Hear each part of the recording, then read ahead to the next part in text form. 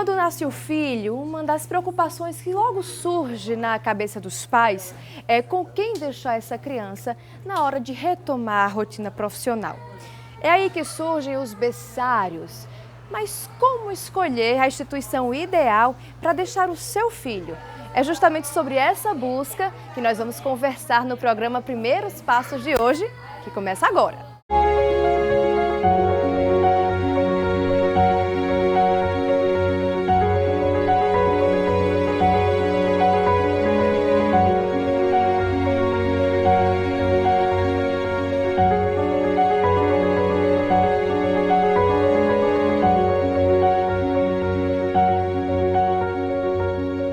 Segurança, conforto, higiene, metodologia. São muitas as variáveis que os pais devem considerar na hora de escolher um berçário ou mesmo uma escolinha para o seu filho.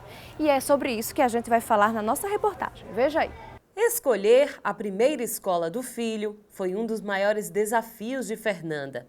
Para ter certeza da escolha, ela adotou uma série de critérios. Tudo para garantir o bem-estar de Davi fora de casa. Eu queria uma escola que tivesse um olhar diferenciado para a criança, né?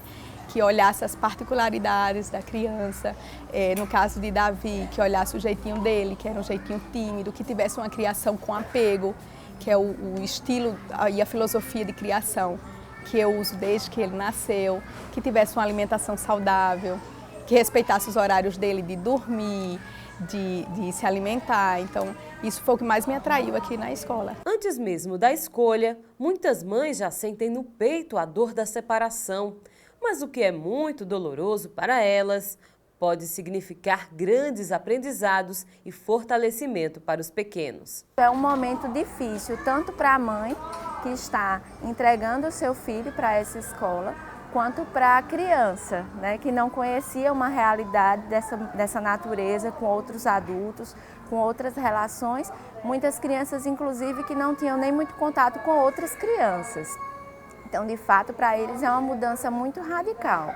Os pais e a escola têm que ficar atentos aos itens de segurança oferecidos no berçário, na creche ou na escola. São medidas com relação a arredondar as pontas de pranchas, de mesas, de portas, colocar batedores em portas. No meu caso, eu não uso portas nas salas. Também as tomadas. A gente antes fez uma consultoria com os bombeiros, qual a altura, qual o tipo de piso mais adequado, né? A utilização de rampas, a inclinação das rampas, para os muito bebezinhos, a proteção do piso, além do piso ser vinílico e absorver o impacto, a gente ainda coloca tapetes. Além de tudo, a segurança com o pessoal. Então você precisa ter um pessoal não só especializado, mas olhar como é que estão essas pessoas emocionalmente, quem são essas pessoas, porque com criança, além de ser tecnicamente preparado, você precisa ter um preparo emocional, uma disponibilidade afetiva. Pois é, eu já estou com a psicopedagoga Mari Lucena, que vai nos ajudar nessa missão, essa árdua missão para os pais. Mari, é um pouco complicado para o pai pegar um filho tão pequeno e levar até o berçário, mas infelizmente a gente sabe que essa é a realidade de hoje. É importante que os pais se encorajem a tomar essa decisão. Com certeza, Mirna, é muito importante e muito doloroso. Por quê? Porque a gente ter aquele ser pequenininho que a gente está acompanhando e entregar a alguém é muito difícil, é bem complicado ter que fazer isso. Mas hoje, infelizmente, torna-se necessário que a gente tenha esse desapego e que passe isso para a criança, que passe essa segurança para a criança de que ela vai ficar num lugar seguro e que é um lugar tão bom quanto a sua casa. Mari, para a gente levar em consideração o desenvolvimento cognitivo da criança, o que é que os pais devem buscar dentro de um berçário? Olha, o berçário tem que ser escolhido como é escolhido o pediatra. Confiança total, um lugar, um ambiente onde se tenha inteira confiança. Então a primeira coisa é os pais visitar os berçários e procurar nele motivos para confiar, conversar com as pessoas, perguntar tudo, tirar todas as dúvidas, para realmente ficar consciente. Olhar os ambientes, se são seguros, olhar como as pessoas se portam, de preferência em momentos que tenham crianças na escola. Então, isso vai fazer com que o pai tenha segurança. E essa segurança, consequentemente, vai passar para a criança. Ela vai se sentir segura também. Mária, a criança está adaptada àquele convívio doméstico, daqui a pouco ela chega ao berçário, tem um convívio aí diário com outras crianças. Como é que o convívio com outras crianças pode impactar aí no desenvolvimento desse bebê?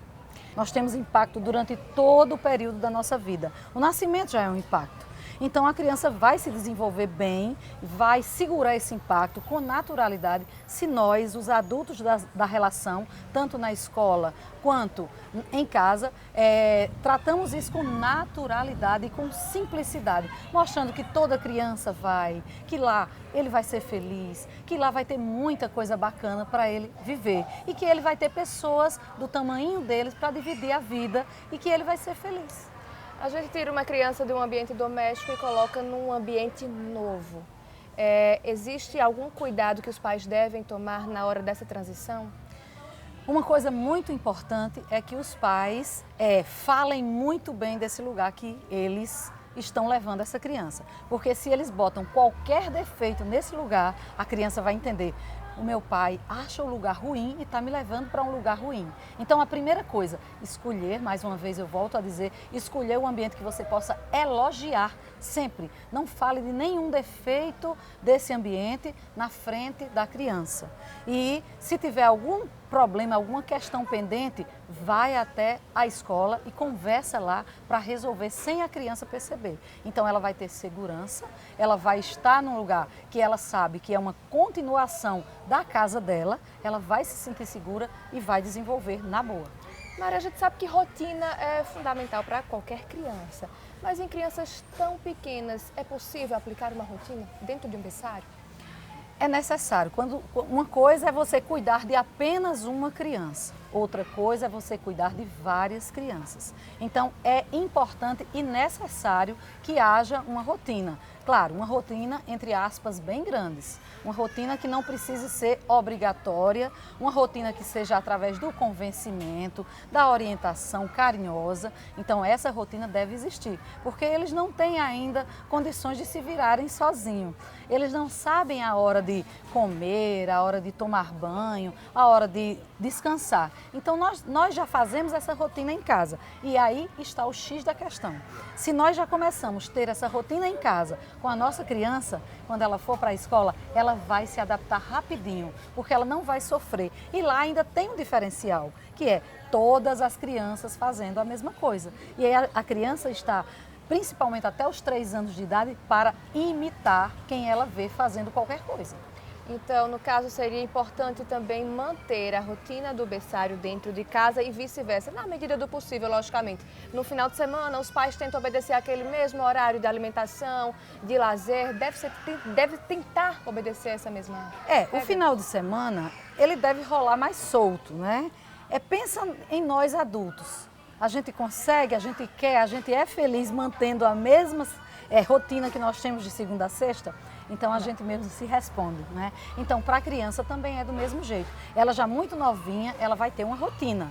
E durante o final de semana, ela já vai codificar isso aí, que a gente vai ficar mais à vontade, que a gente não vai precisar botar sapatinho no pé, que a gente vai ficar com uma roupinha leve, que vai comer coisas que lá na escola não pôde comer, claro, dentro das possibilidades do bem-estar da criança. A gente não vai, no final de semana, liberar o refrigerante, porque refrigerante não deve ser tomado nunca. Então, dentro das possibilidades da saúde da criança, a gente vai mudar um pouco aquela rotina, levá-la para lugares que ela possa fazer uma nova leitura de mundo, diferente da casa, diferente da escola. Um zoológico, por exemplo, levar essas crianças para a natureza é muito importante para o equilíbrio delas dentro de casa e dentro da escola. Mária, agora a gente sabe que as crianças às vezes têm vícios dentro de casa, as famosas birras, por exemplo, não quer ficar no berço, não quer ficar sozinho em um cantinho sendo vigiado por um adulto, quer estar sempre no braço. Alguns desses vícios, como é que faz para cortar esses vícios quando se vai a um berçário? É possível? No berçário talvez seja mais fácil, do que dentro de casa, porque como são muitas as crianças, eles vão ver todo mundo fazendo a mesma coisa. Então não vai ser tão difícil, ele não vai se sentir punido, porque em casa é só ele que não pode aquilo. As outras pessoas são adultas. Lá na escola não, ninguém pode aquilo que estão proibindo a ele. Então ele vai aceitar com mais naturalidade. Então se o coleguinha fica, é hora do coleguinha ficar no berço, é hora dele ficar no berço também. Então todo mundo vai ser mais fácil de aceitar de ficar no berço. Em relação aos estímulos, Mari, de que forma essa criança deve ser estimulada numa instituição dessas? Certo, tanto na instituição quanto em casa, essa criança deve ser estimulada com leituras de mundo. Por exemplo, trazer para junto dela livrinhos. O livro tem que ser um brinquedo, então o livro pode ser um dos primeiros incentivos à criança ao estudo, ao lado intelectual. Então os livros devem fazer parte da caixa do brinquedo. Primeira coisa. Depois, ambientes novos, como a gente já falou, ambientes que ele possa fazer uma nova leitura de mundo. Não ficar só na leitura do papai, da mamãe, da vovó, da família, do berçário. Não, é importante que ele tenha nova leitura de mundo. Então viagens, na medida do possível, dentro das condições da família, deve ser feita. Visita a ambientes de cultura, a ambientes de diversão, a lugares lúdicos. É muito importante que ele vai trazer a novidade para a escola. Ele vai querer falar para contar ou contar para falar. Então isso é muito importante, mostrar mundo novo sempre, em todas as idades. Na da gente é maravilhoso também, mas aos pequenininhos é muito importante. Você vai ver quando você começa levando a criança para um ambiente que ele nunca foi, gente, ele fica em estado de hipnose. E é isso que os especialistas dizem. A criança, ela vive até os 7 anos de idade em estado de hipnose. Olha só. Mari, em relação aos profissionais que vão lidar com as crianças, até uma questão de esclarecimento dos pais que quer fazer a escolha certa desse berçário, como é que os pais podem tentar avaliar se aquele corpo realmente vai contribuir com o desenvolvimento do seu filho? Os berçaristas, também as professoras, o que é que os pais devem levar em consideração sobre esse corpo aí de pessoas que vão auxiliar seu filho? Geralmente, quando a gente procura uma instituição, a gente vai por indicação. A indicação, ela é muito importante, é bastante importante a indicação, porque se você tem alguém que já conhece o ambiente, que já tem contato com o ambiente, já fica mais fácil. Então resta você ir lá no momento em que estiver funcionando e observar a primeira coisa que não pode faltar, a afetividade. A afetividade é o tempero, é a base, é tudo de importante para que essa criança se desenvolva do jeito que é necessário se desenvolver. Então tem que ter afetividade. Eu costumo dizer que sem afetividade não há aprendizagem efetiva. Então a afetividade, ela é o caminho de tudo na nossa vida e principalmente de uma criança pequena. Então o primeiro passo é a afetividade e depois é importante ver quem está à frente desse ambiente, quem está à frente tem condições de estar à frente, estudou para isso, conhece o ambiente, conhece as necessidades de uma criança dessa idade. Então isso é muito importante. Esses berçaristas e professores, eles devem estar aptos para desenvolver qual tipo de atividade com essas crianças? Eles têm que estarem aptos a desenvolver atividades lúdicas, atividades de aprendizagem, porém lúdicas. Uma criança de até 3 anos de idade, ela não tem condições ainda de estudar igual a uma criança depois dos 3, 4, 5, 6, 7 anos. Então ela precisa, tudo dela tem que ser na base do jogo, na base da brincadeira, na base da tranquilidade. Então eles precisam ter esse entendimento. A criança está ali mais para se socializar e para aprender o que ela puder aprender. Nem toda criança de 3 anos vai aprender a mesma coisa, cada uma tem seu tempo. E isso acontece com a gente na idade adulta. Então a gente tem que ter esse respeito pelo tempo da criança. Se ela não aprendeu com 2, ela aprende com 3. Se não aprendeu com 3, aprende com 4. Mas ela vai aprender, principalmente se a gente deixá-la tranquila, se nós não passamos o nosso estresse para eles, se nós mostramos a eles como eles já aprenderam coisas do dia que nasceram para hoje. É muito bom fazer essa retrospectiva com a criança. Você nasceu, era um bebezinho, não tinha dentinho, e vai mostrando a evolução e que quando foi andar, caiu muitas vezes, mas nunca desistiu, você é muito esperto e hoje você anda bem e fala bem e mostrando tudo que eles conseguiram evoluir. e que eles vão chegar onde eles quiserem e onde eles tiverem que chegar. Pois é, e nesse ponto é importante que os pais controlem a ansiedade, porque muitas vezes os pais querem impor, né, um tempo de desenvolvimento aos filhos que, na verdade, não condiz com a natureza de cada um. Né? É verdade. E isso tem sofrimento para todo mundo. Tem sofrimento para a escola, porque a escola não pode forçar a criança a se desenvolver. É igual uma plantinha. Se nós plantarmos 2 arvorezinhas no mesmo lugar, certamente as 2 não se desenvolvem do mesmo jeito, no mesmo tempo. Porque a natureza é assim. Cada um tem seu tempo. A mesma coisa é a criança. A criança também, ela vai ter o tempo dela e a gente precisa não apressá-la, porque isso pode causar um trauma para o resto da vida. Esse é o momento deles gostarem da escola e gostarem de aprender. Nós temos que conquistá-los. Mari, nessa primeira fase, na primeira infância, e os papéis educacionais de pais e de professores, de berçaristas, podem se confundir? Podem se confundir. Não necessariamente vão se confundir.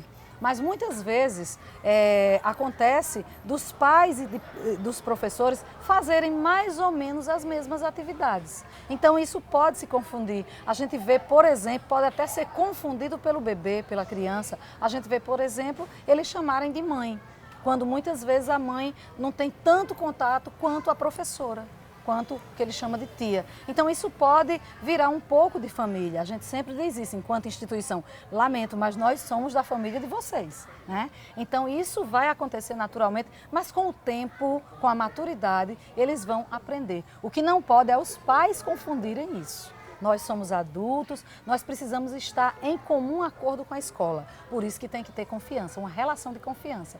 Nós precisamos perguntar, quando nós não sabemos enquanto pai, perguntar à instituição, à professora, a quem está acompanhando meu filho, olha, eu estou com dúvida nisso, como eu devo proceder?